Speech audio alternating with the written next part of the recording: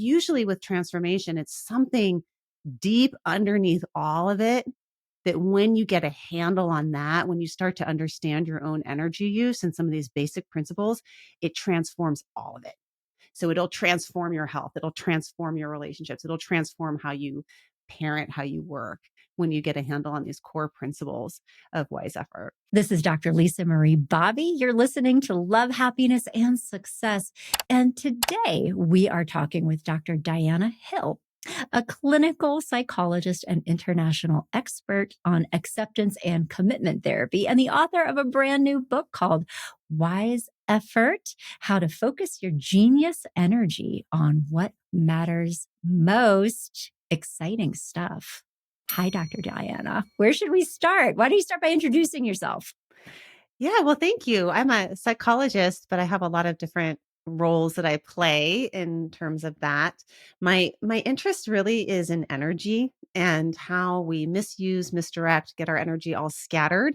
And what is our genius energy? What is our je ne sais quoi? What is our offering to this world? And how can we put it in the right places at the right time so that it feeds back to us, but also is of service to others? And I'm super down for a regenerative personal energy and what that looks like in our parenting, in our work, in our relationships, in our health, and in our creativity, all these different domains that are important to us. So that's all about wise effort. That's incredible. And if it's okay to ask, I'm always so curious about my guests, and I'm wondering if the origins of this work came from a personal life experience.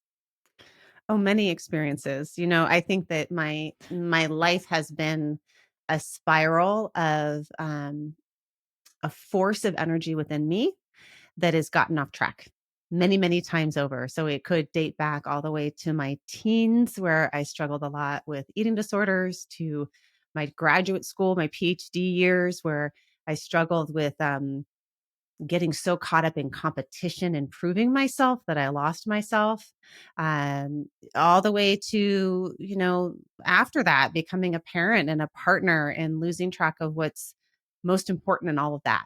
So it's been my own path and struggle. But then I also tend to attract super high achieving people that have a similar pattern.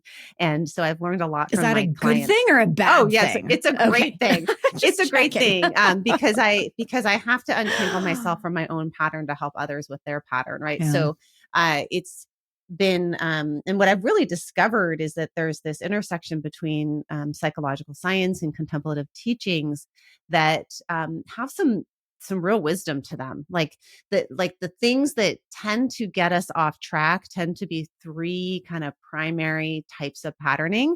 And once we can identify those types of patterning, then we can spot them more quickly, and then we can get ourselves back to using our energy wisely.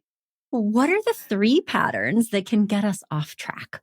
Well, for many people, the first thing that can get us off track, and this is certainly true for me, and I see it with many of my clients, is getting caught up in a story. So our mind is constantly adding on a narrative to everything. I could add a whole narrative to Lisa Marie Bobby and all the things that you're thinking about me and what that ends up doing is it uses a lot of our mental energy as we're caught up in a story. But it's even more problematic when we believe every story that our mind creates to be true, because it'll force us to make left turns when maybe we need to keep on going straight at something, right? So you can think about something that you really care about in your life, and then your mind comes in and becomes a barrier and a obstacle to you pursuing that thing that you care about. So that's one thing that can get us off track in terms of using our energy wisely. The second thing that can get us off track is avoidance of discomfort. And as an ACT practitioner, acceptance and commitment therapy, one of our mottos and premises is basically the degree to which you love something is the degree to which it will cause you pain.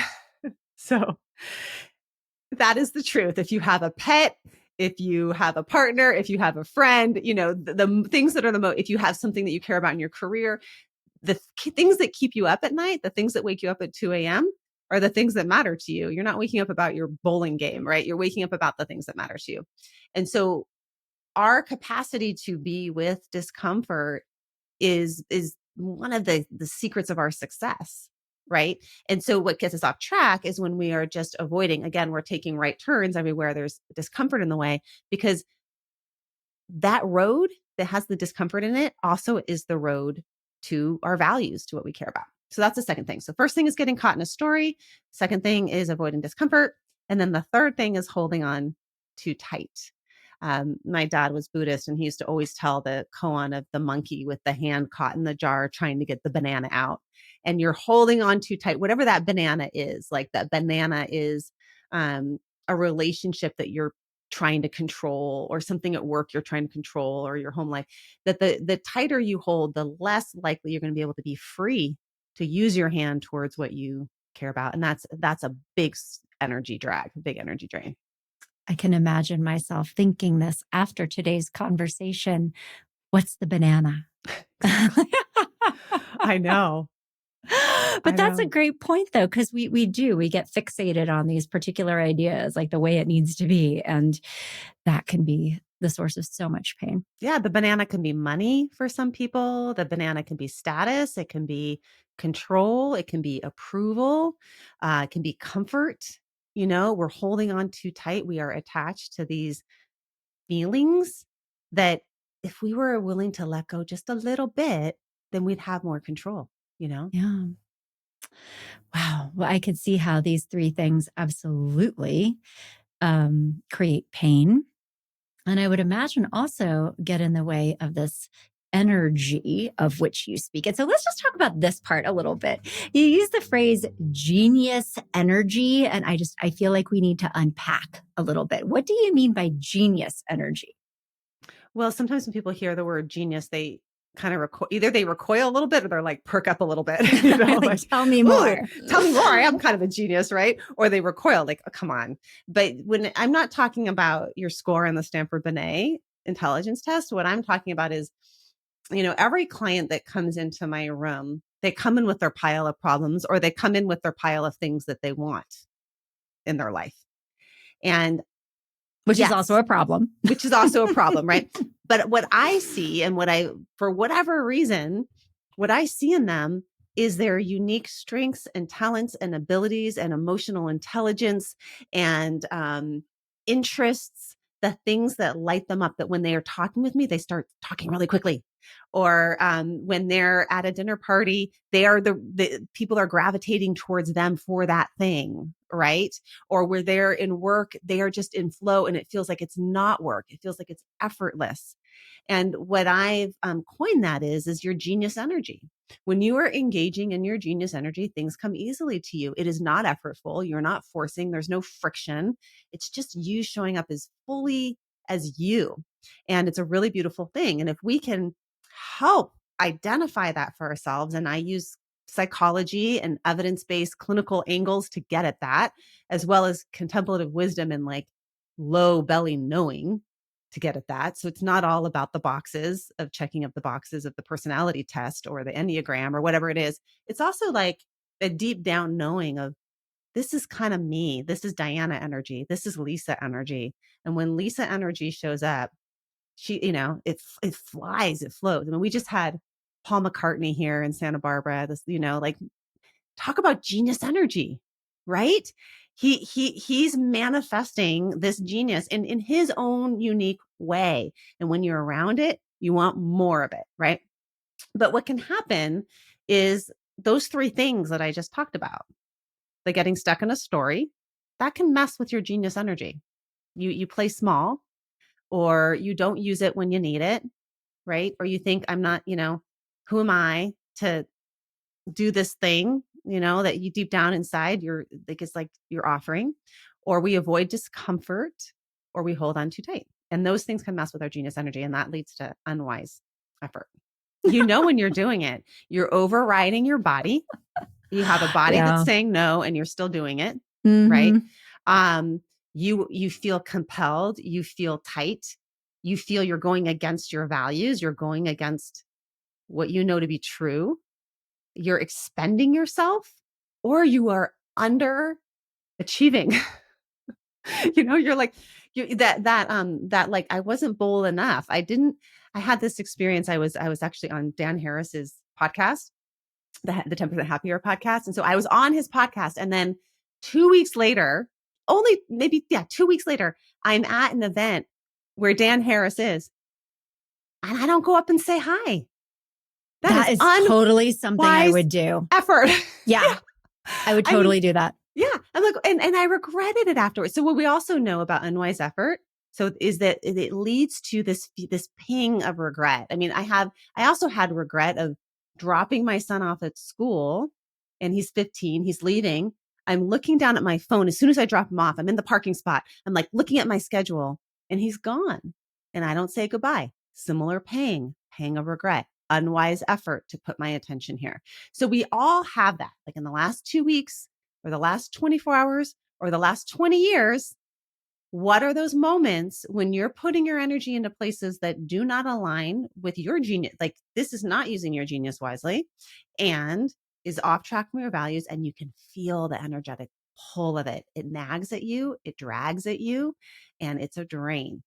Yeah, no, I get that. It's like this, what am I doing? And can we also just talk about how easy it is to do this subconsciously?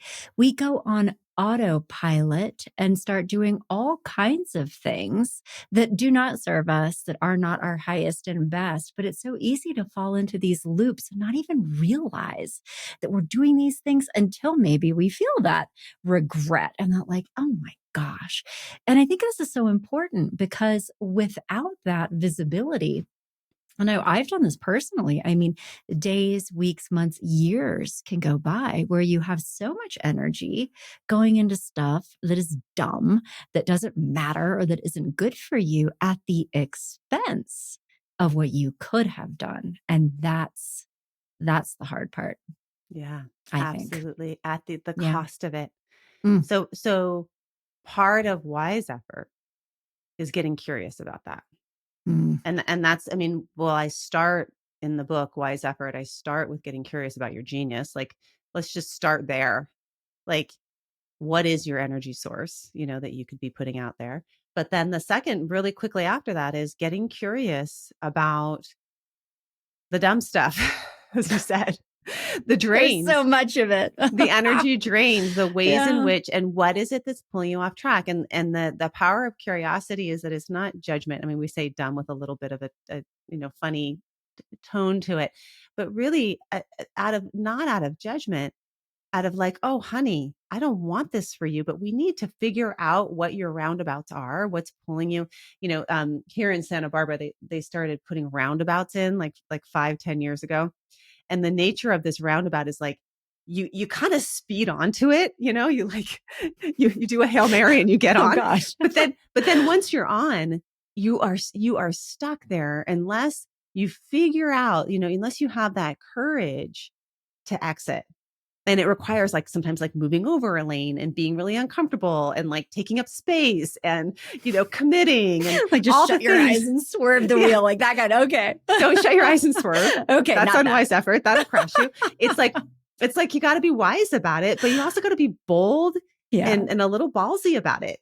And that is wise effort. So there's like getting curious about what is my patterning, and then getting curious about where do I want to go? Like what does matter to me?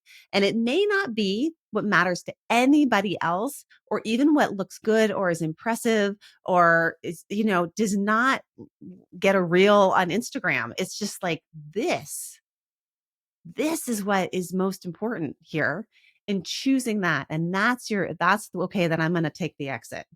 And then we have to do all sorts of things in order to pursue that. It includes things like opening up your mind and not believing every thought. It includes things like opening up to feeling big feelings, opening up your sense of self so that you don't see yourself as this like solo entity, but rather as like really interconnected with many other selves. And then opening up to change and the possibility that you can change, you can do things differently. Hmm. Gosh, that's such an inspiring message, hopeful. Um, but I think I'm hearing too that, this work, and I've certainly had this experience both personally and also with clients, is that the work really begins with creating clarity around that. Who am I? What is important to me? What do I want? And that in itself can be so hard to do, right? It's easy to become disconnected from ourselves or even have our core values being obscured because we're so darn busy. We don't even slow down and think about it. And I certainly know from my work as a therapist and as a coach, there are a lot of methods that we can do in that setting to help people unpack and unpeel and get connected with those fundamental things so that they can create that North Star and be able to move forward. But I guess I would be wondering from your perspective, just for the sake of our friends who are here with us today, what are some easy ways that people listening to this conversation could even begin this personal exploration? Now, of course, you will have to read the entire book to get all of the details. And I know that Dr. Diana has programs and workshops and things where you can dig deeper, but just a few actionable strategies. Like, where would you start? Well, we can start, we can go the pain path or the pleasure path, right? So the pain path Mm. is starting with that regrets question. I think it's actually a really great question to ask ourselves. In the past 24 hours, what do I regret? And what does that say about what matters to me and where I want to put my energy? That's great. And that's also like attainable in the past 24 hours. And it's not quite as upsetting because if you take that like 10 years back, that can be a lot. But even just like in the past 24 hours, it's this microcosm of a bigger pattern. It's a microcosm and it's an action step because the way that we heal the past is in the present action. My good friend and mentor Trudy Goodman says that action binds anxiety, right? So when we touch that regret and we don't, it's not you go and like rehearse the regret and make your guilt, blah, blah, blah, blah. It's I'm touching the regret to remember what matters. I'm remembering yesterday when I was on my phone when I dropped off my son. I'm remembering, oh, last week when I didn't step up and wasn't bold and introduce myself. So maybe what could I do today, here and now, today, that is bold in introducing myself, and stepping fully into my two feet as me. And so those regrets will actually be little tune-ups for you if you're willing to open to them, not from a self-operation standpoint, but from a value standpoint. So that's one entry point. But can I just, I have to, because this is so good. I think people want to get rid of regret. They would like to not feel that anymore. And what you're saying is to hold on to your regret in a very intentional way because it helps you be the person that you want to be in the moment when you feel that.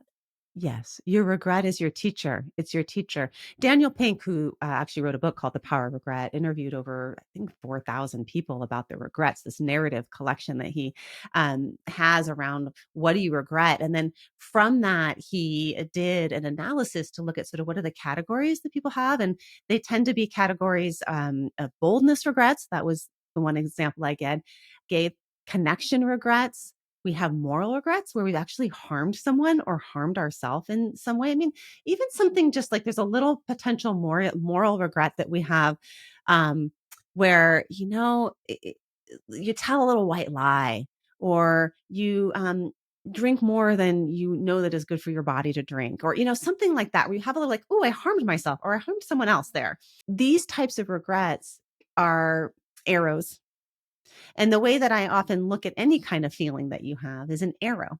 It's an arrow that's a teacher pointing to something to pay attention to. But because we're so busy avoiding discomfort, we don't follow the arrow, right? Or we're so stuck in a story, we don't follow the arrow. And if we follow the arrow with a compassionate, open heart, then we learn a little something about ourselves. So I think regrets can be nice for that. But there's other arrows that we can also use. Another one, here's another fun one, which is envy. Envy is a projection often onto another person of something that we want to manifest within our own selves. And so we kind of hate them for it. I get really envious of I get really envious of moms who are like have all the time in the world. Oh, same. And I do this martyr thing of like, but I'm so busy. I have so many things I have to do, blah, blah, blah, blah. And they seem like that. But really, what I'm envious of there is not giving myself all the time in the world. Not giving myself the time where I could give myself more time to sit down or to hang out, have that coffee at 9 a.m. I create my own schedule. I'm the one that's booking my 9 a.m. Why am I not why am I not having the coffee if I'm envious of the people that are having the coffee and I'm like racing off to see a client, right? Why am I not prioritizing that? So it tells me a little bit about something that I value that I need to, want to, care about building. These are so good. And I'm sure there are other examples that you probably talk about in your book about I think of them as the dark emotions that are so powerful and important. They contain so much wisdom. And by leaning into those, you can get a lot of self awareness around your values and the things that are most important to you. And that's part of the pre work. That's how you set that foundation.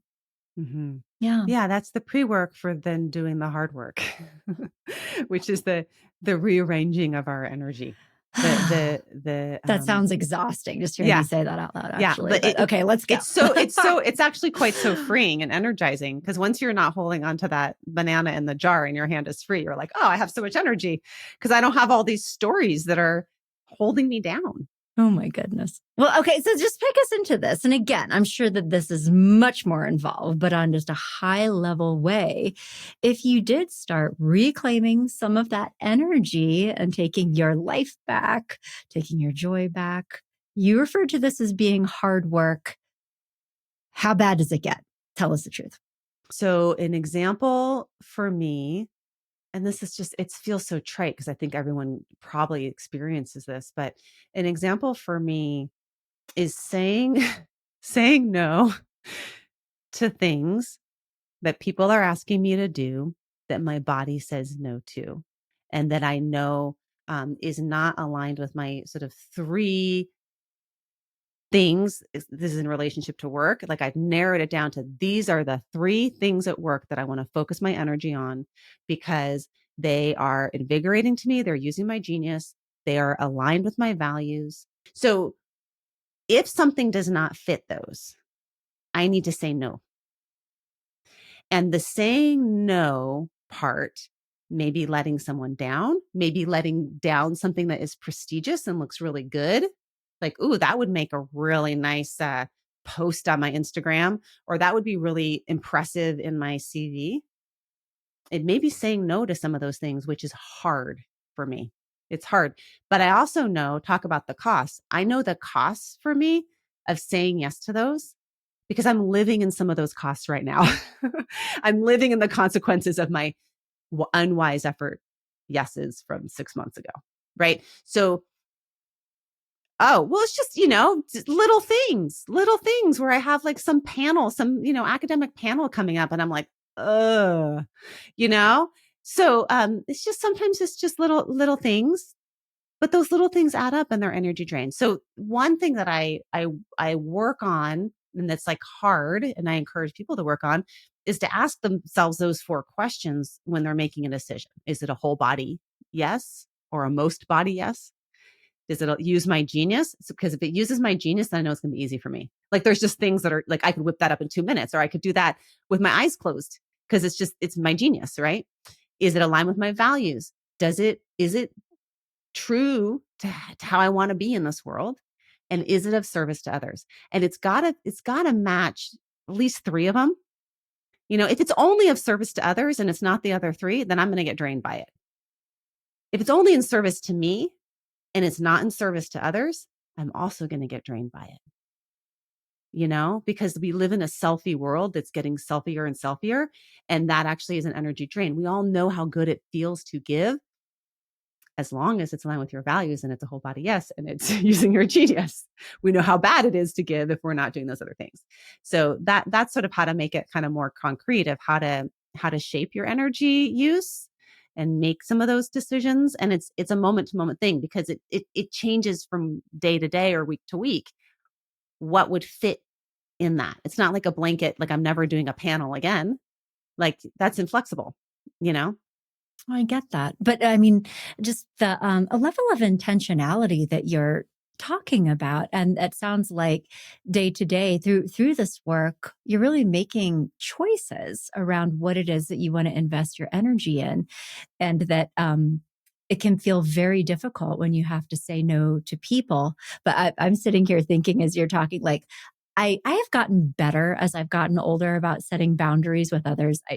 I still don't a lot of times, but I'm a work in progress. But my real problem is saying no to myself when there's something that feels kind of exciting, or like, oh, you know what we could do, and start going down a path before I'm even fully realizing that I'm doing it.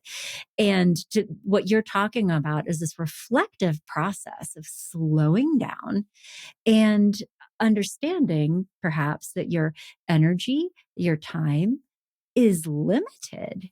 And that if you spend it in one place, you will not be able to have it available for something that is more important to you. But the kind of clarity that you need to make those evaluations, um, that's really admirable. I think it's limited and it's a both and. It's both limited and regenerative because we also know like some of these there's a point of diminishing return. Those things that you're saying, I just want to go after that because it's It's super in front of fun me right now and I could. and I could. Yeah. Okay. So that It's yeah. typically how that sounds in my head. Yeah, life can be a buffet. It doesn't mean you eat everything, right? You're going to get too full, right? But there's also like that like what is energizing to me? What is it that after an hour of doing this thing, I feel taller, brighter, like I have more to give? Something was given to me. Like I think especially um many of us that are in these types of professions that are giving professions, like we dare to say that we get anything from it. But yeah, I want you to get something from it. I want you to be re-energized. I always love it when I'm at the masseuse and you see the masseuses that are hanging from the things and walking on people's backs. And I'm like, I bet you at the end of that hour, they feel their body feels a little bit better. And I hate that masseuses, their bodies are getting destroyed by helping other people's bodies. Right. And if we're in the helping profession or we're in some like, financial planners that or chefs that like they can't go home and make a meal for their family because they're like giving so much of themselves to their clientele, or financial planners that, they don't have time to figure out their own finances because they're figuring out everyone else's, or therapists that don't have time for their own self-reflection because they're in everyone else's self-reflection. I'm like, that is not a regenerative way of being. And are there ways you can do it differently?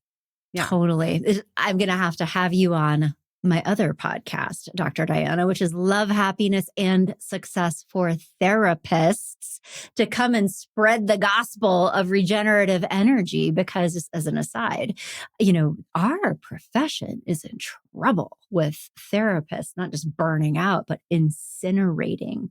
It is deeply problematic. And there are like structural things going on in the field. So anyway, I just wanted to make a note of that for any of you therapists listening.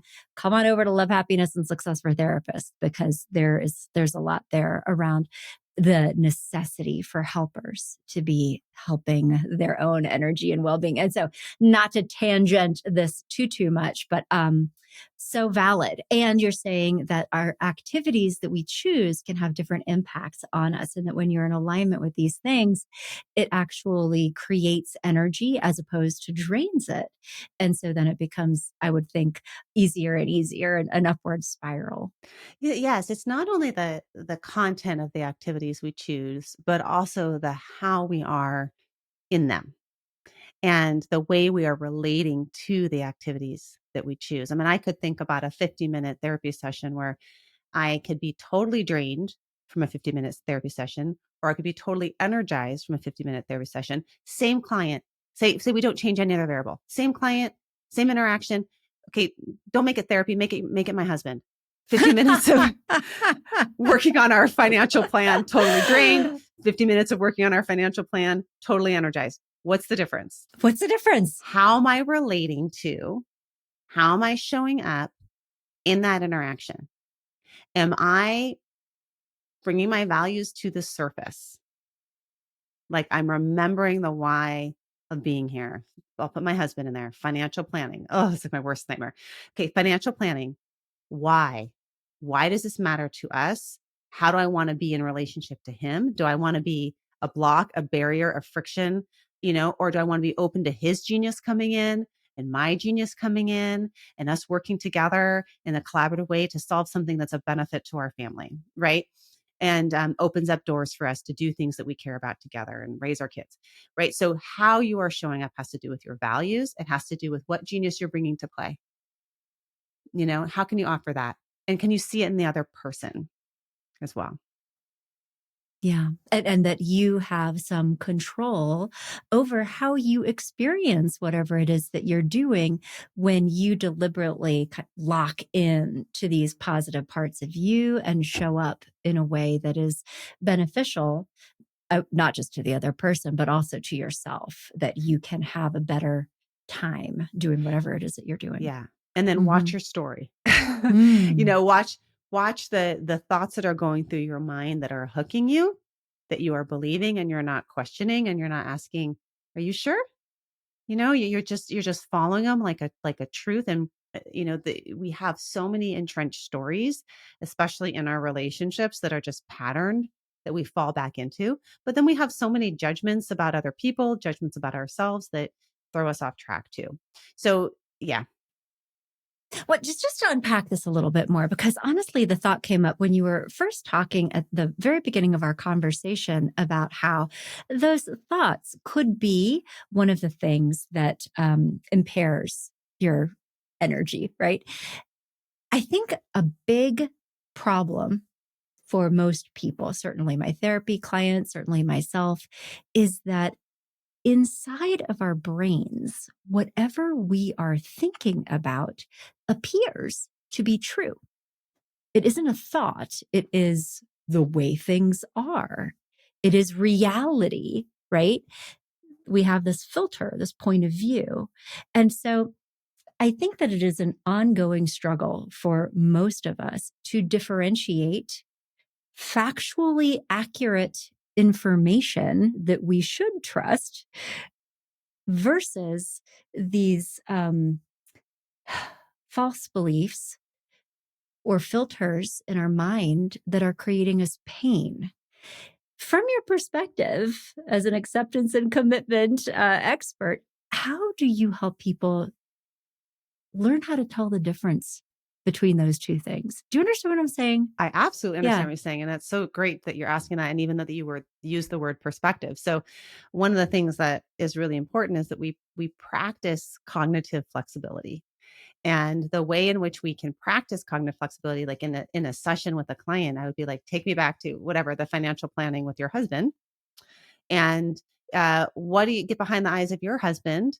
What is his perspective? If I were in his mind, what would that perspective be?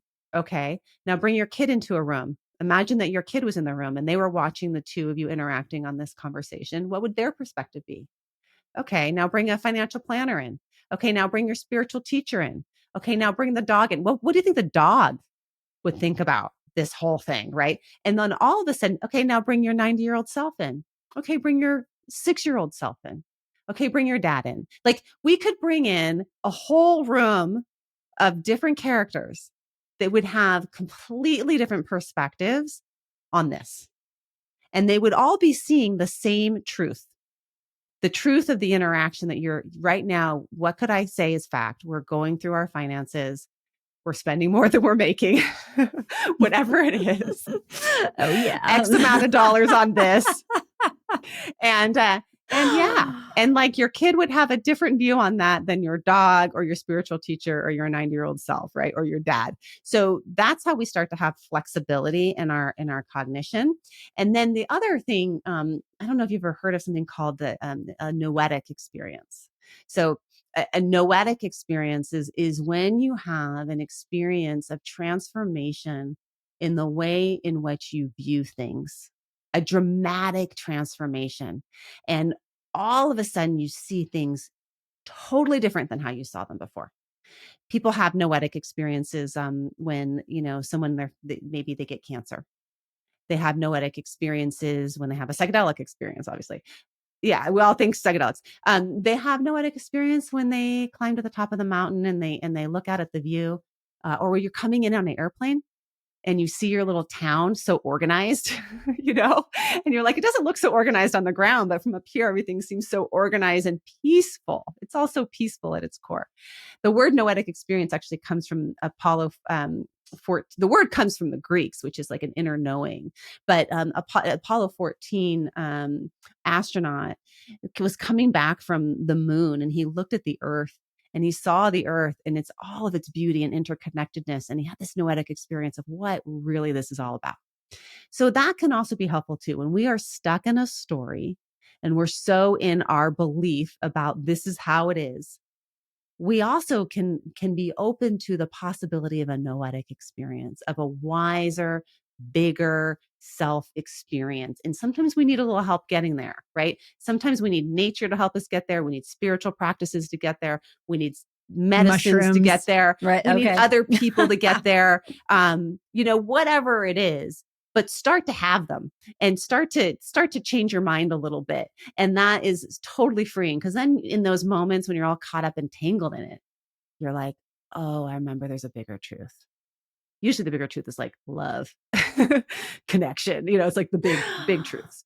And I love the different perspective exercise that feels very actionable, even as a journaling exercise for our friends here listening, but also that the power of a noetic experience and just a willingness to be receptive Yeah. to Yeah.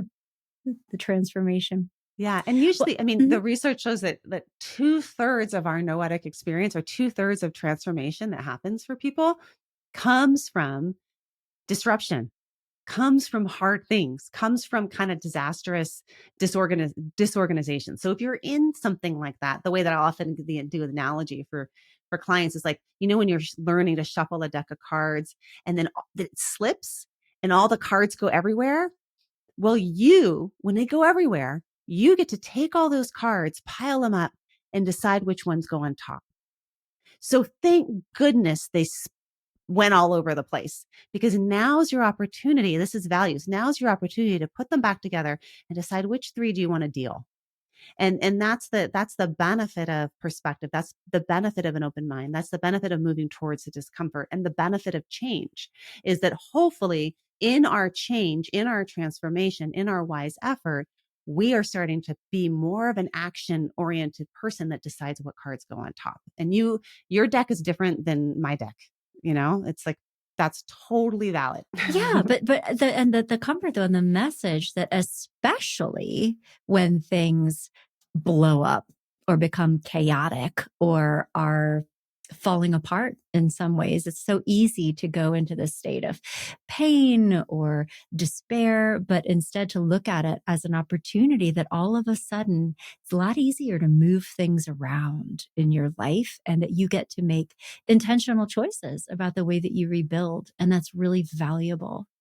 I love that message. I know that part of your work focuses on relational aspects of this, and that in your book, you talk about how relationships can either leverage or diminish energy, and that part of your work as a therapist is related to relational work. And so, can you say just a little bit about this? Of course, with more being in your book, but for the benefit of our listeners, what should they be thinking about when it comes to relationships and energy?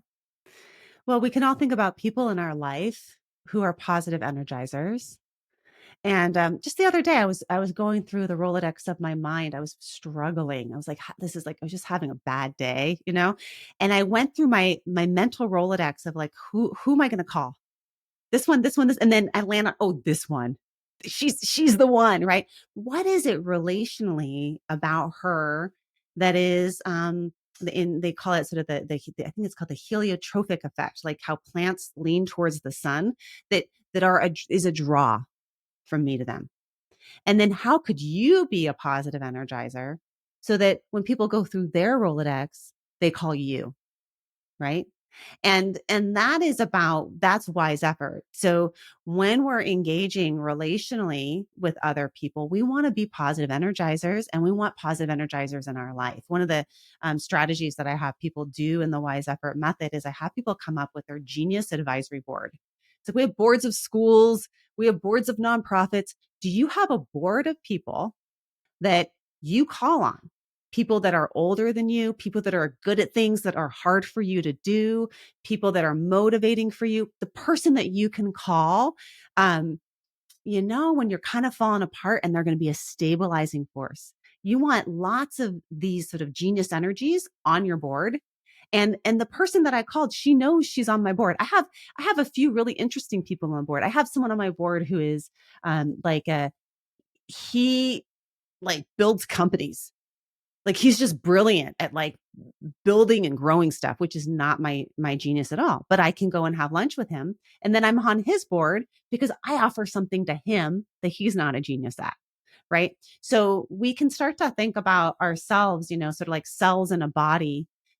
Relationships are like cells in a greater body, and how we can work together, how we can be positive energizers for each other. It can be an exchange. What are our relationship values? Who are relationship drains? And sometimes those drains we cannot extract from our life as much as we would like to extract them. Sometimes they're family members or their workplace people or whatever. So then it's, how am I going to relate to those folks? Where do I have power? I have power in how I show up in line with my values. I have power in not traveling down that story. I don't need to rehearse the story about them when I'm not with them, because that's a drain on me. And these are all different strategies in terms of this wise effort method of getting curious, opening up, and focusing your energy where it matters most. And that definitely applies to relationships. Amazing. This is so good. I love it. And especially, talking about the value of having clarity, being able to make intentional choices about your relationships, understanding others, understanding yourself, but also striving for this diversity in your ecosystem, and that people have different gifts, and that by curating those intentionally, you can support your own energy and also be supporting theirs at the same time. What a beautiful message. Ah, so much good stuff. This is fantastic. And so let's talk a little bit about the book now, and where people can also go to connect more with you, because I'm sure that our listeners like me are like, this is phenomenal. I want more Dr. Diana Hill in my life. And so the book is Wise Energy, and congratulations on like the endorsements. Esther Perel is recommending your book. You're talking about it with Dan Harris. So, like, amazing. But so tell us more about where our listeners can connect with you and whatever else you have going on. Where do they find you? Yeah. So Wise Effort is the name of the book. And you can find everything at wiseeffort.com, or you can go to Dr. Diana Hill. You can just Google me and you'll find it. But Wise Effort is the book, but it's also sort of a launching pad for programs, a podcast. I'm doing a stuff for therapists. A real sweet spot for me is working with therapists and Wise, because we think about this, like if your therapist has Wise Effort, then they're going to spread Wise Effort, to you, and then it goes outward. It's regenerative. I also am really interested in relationship tune-ups, not the point in our relationship where we're ready to like divorce each other and we hate each other, but really seeing that our relationships need wise effort, our romantic relationships, our partnerships. And so I'm launching a program where we're doing this sort of hybrid meeting as a group, but then I send you off on a wise effort retreat, and I give you all the materials to take your own personalized retreat. You can do it over 3 days together as a weekend, or 3 one-weekend days. You fit it in your life, and I give you like a private podcast and resources and exercises to do, and it's like in the privacy of your own time to deepen and tune up your relationship, and then we come back together as a cohort. So I'm just really interested in these creative ways of shifting our energy that works in our lives, that isn't another burden, but becomes something that feeds back to you and then feeds back to the important domains. If your relationship is in order, all other things get in better order too. The idea of transformation is that sometimes we feel like we have to like one at a time target our health, target a blah blah, but usually with transformation, it's something deep underneath all of it, that when you get a handle on that, when you start to understand your own energy use and some of these basic principles, it transforms all of it. So it'll transform your health. It'll transform your relationships. It'll transform how you parent, how you work, when you get a handle on these core principles of wise effort. Well, Dr. Diana Hill, thank you so incredibly much. And hopefully we'll do this again sometime. Wonderful. Thank you.